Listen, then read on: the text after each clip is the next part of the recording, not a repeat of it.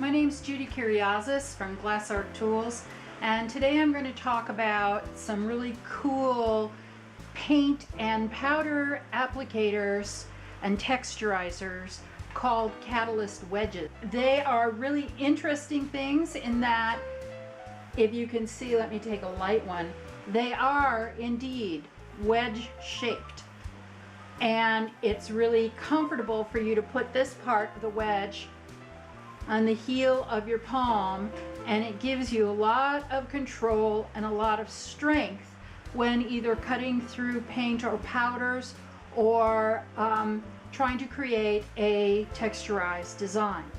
So we're going to look at each of these wedges in turns to give you an idea of what they can do in terms of creating textures and patterns for your designs. Okay, we're going to start out with the Catalyst Wedge number 2. This is the one that is a deep teal, sometimes called a blue, and it has very nice points, but notice that they are very flexible. So this is not something that you would want to cut through dry paint. It's got to be through wet paint with paint in the background, if you'd like, dried behind it. So I'm going to go up and show you. Let's zoom in a little bit more so you can see what kind of lines this creates. So you have these beautiful fine lines that you can get, and of course you can create swirls through them, which then gives this really wonderful 3D effect. And you can see as I draw through there that it is picking up the colors underneath. It's revealing the colors underneath. So that is number 2. Okay, next we're going to look at the Catalyst Wedge number 3. You can see it has the pattern as the other wedges do on both one edge, the vertical edge, and the horizontal edge. This has a regular pattern of what will be wider stripes that are created, wider stripes. So I have painted gesso over my colored background. You can, of course, layer any kinds of paints that you want. If you're working in a dry area or a place that has the heater on, you might want to spray your canvas first with water, a very fine mist of water, to make sure that that paint is going to stay wet while you're coming through it. So here's what the pattern of wedge number 3 looks like. Broader stripes and very regular. So this is pretty cool if you are into creating a checkerboard pattern. And then if you wish, you can then create that sort of same type of effect by turning the wedge. And let's look down and see what I just did there. You can turn the wedge and get that neat effect that way. What I've done here is taken that colored background and covered it with a layer of gesso. I live in a very dry climate, so I'm misting this to keep it wet because these silicone wedges work best if the paint is wet, although you can get some effects if the paint is dry. So here, number 4, let's try and see what kind of effect we can get by drawing this across. You'll see that it's almost like a gradient of lines. And if you wanted to do something that looked like a checkerboard, you could get that kind of effect there. Now, if we wanted to be really impressive, you can play around with curving it as you draw. So you can start up, go down, and then come up again. So there are all kinds of effects that you can get with that. The number 5 is very different. You'll see that the lines that it's drawing are much, much wider. But if you want to fill that in with a different color, or you want to see more of the background, you're going to get that effect. And it might be useful for you. Here's a crosshatch to give you an idea of what's going on there. And let's take it and try drawing.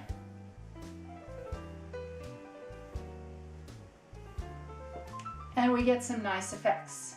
A little practice so it's not too wiggly, and you can really get what you're after by possibly even doing it like this or like this, and then painting it over with a wash and cutting through it again. So you have all kinds of opportunities for different effects in these two wedges. We're going to talk about some straight-edged catalyst wedges now, and I have painted some gesso on my canvas, and we're going to be removing some paint using these two very similar wedges. This is number 1, the black one. The white one is number 6.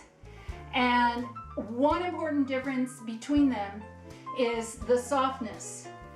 This particular edge is very flexible. It's going to be good to use as a squeegee if you're working with powders on glass. You can use it to clear away the glass very nicely. This one is much harder and less flexible, and it's going to be good for cutting through paint as it almost dries. Also, the second difference is that this one has a longer edge and this one is slightly shorter. This corner is cut off though, so you get a nice angle if you want to use that. That's about an inch, and this is a rounded corner. So I've sprayed the gesso, and now I'm going to look at removing it. So let's take wedge number 6, the softer one, and I can remove it, and I can reveal what's underneath. I can also pick up paint with this and spread it. I can go very, very gently with it, and you see what it's doing. It's picking up the texture underneath the paint. Okay, so you can use this to apply it, you can use it to remove it. Here we have the much tougher catalyst wedge number 1, and it will cut really nice lines, very exactly. So will this one. I've got a lot of paint on it, but let's use this end, and it also cuts nice lines. But this one is going to be useful if your paint is harder to deal with or you want to scrape anything away.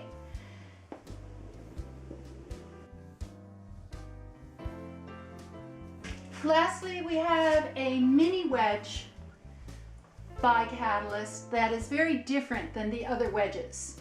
It's called C83, and this part is firm, but it's got a really nice grip to it. But this end right here has been what we would call in the jewelry biz work hardened.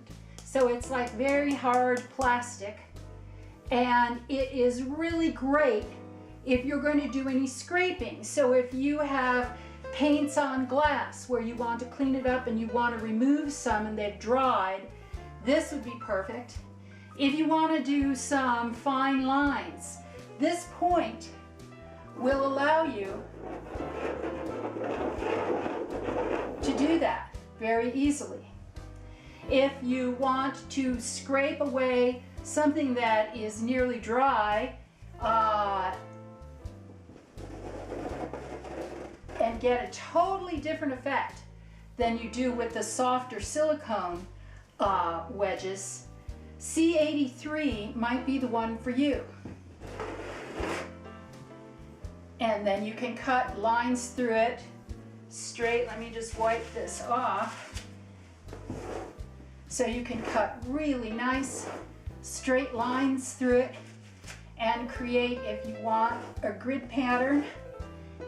Here I've moved it a little bit so it's a wider stripe, so you can do all kinds of special effects. And obviously if the paint is really wet, you can use it to get all the way through it down. But if you like doing any fine mark making, even in powders or paints on glass, this is the guy for you. Let me wipe him off. That's C83.